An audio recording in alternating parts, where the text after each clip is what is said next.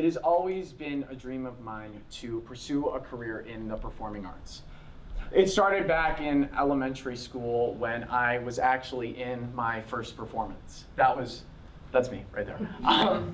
Just the connection I get from performing on stage, I don't get from really anything else. The way you can get people to think differently, the way you can get people to feel differently, and just the sheer joy that I got from performing was why I loved it so much. It is one of my goals in life to become a performer. I don't care if that's in New York, LA, Chicago, it doesn't matter where, as long as I am in some way, shape, or form involved in the performing arts. But right now, I don't feel that I have the knowledge yet to go out into the industry and just get started.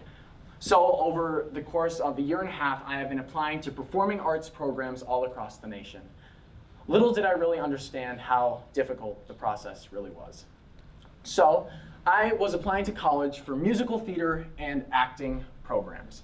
So to get started, I thought I'd do some statistics and look up what was generally the plan for people going into this. And I found that the colleges that I was applying to, about 1,900 applied to each individual program. And I found that the average class size was about 20 people per incoming class. So that is an acceptance rate of about 1.05%. Now, this number does truly vary from school to school, but it is fair to say that it is a very competitive field. So how do you get into the program, you might be wondering. And aside from your academics, you have to go through what's called the audition process.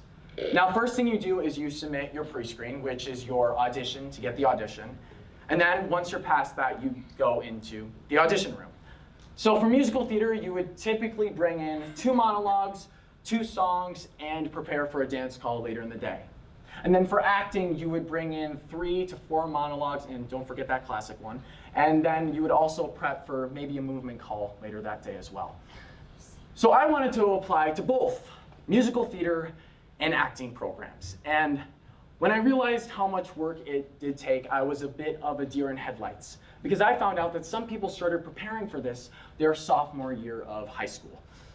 I felt very behind in the process. Actually, I don't think I ever felt ahead of it at any point, but in any matter, I had to start preparing for the audition. So I was sure to get some monologues. So these are a few of the monologues that I got for the audition. Okay, but also wait, musical theater too, so I made sure to get the songs, so let's throw some songs up there. Yeah, okay, but also there's also traveling. You gotta go to New York, Ohio, Chicago to actually do the audition, but okay, also you gotta make sure you got your 8x10s and that they're industry standard and that you staple your resume to the back, but also I had to finally learn how to dance.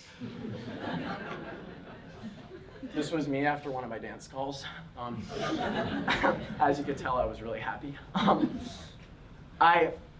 It was clear to me that there was a lot of stuff on my plate that I had to get done.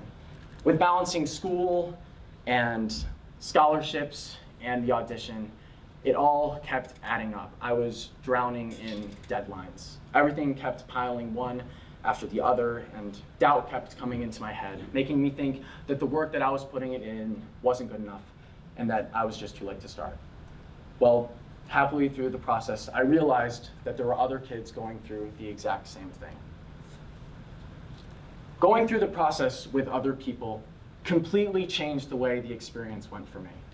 We would encourage each other at every single audition someone went into, and we would cheer after hearing about any decision, acceptance, or anything along those lines. The experience quickly shifted from nerve-wracking to exciting.